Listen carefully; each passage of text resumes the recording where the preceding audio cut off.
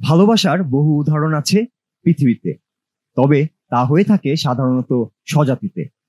কিন্তু পাখি ও মানুষের মধ্যে এমন ভালোবাসা সত্যিই বিরল। এমনটাই দেখা মিলবে হাতিরঝিলের পাড় ঘেঁষা পশ্চিম উলন এলাকার একটি মোটর বাইক গ্যারেজে। আঘাত পেয়ে রাস্তায় পড়েছিল চিলটি।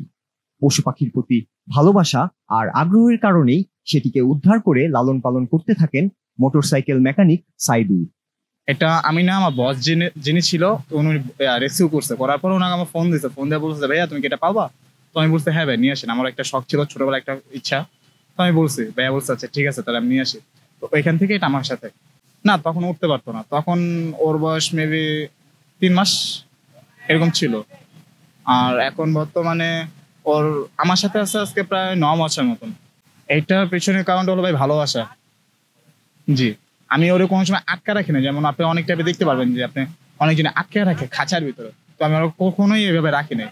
আমি আনার পর থেকে আর আমি সবসময় ফ্রিডম দিয়ে রাখছি যে যদি মনে চায় যে চলে যাবে আলহামদুলিল্লাহ চলে যাক, আমার কোনো অসুবিধা নেই। আমার মনে চাইছে যে থেকে যাবে, আমার তাতে কোনো অসুবিধা নেই।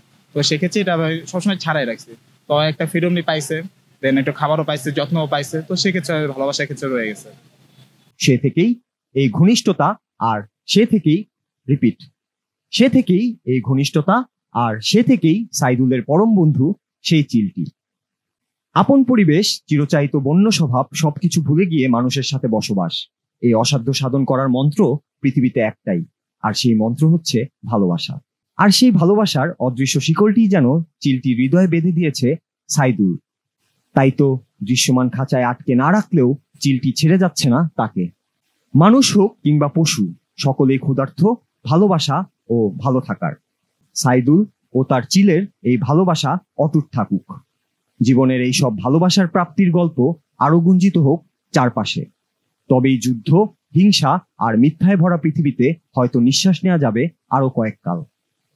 নূর রাজু, খবরের দেশ, ঢাকা।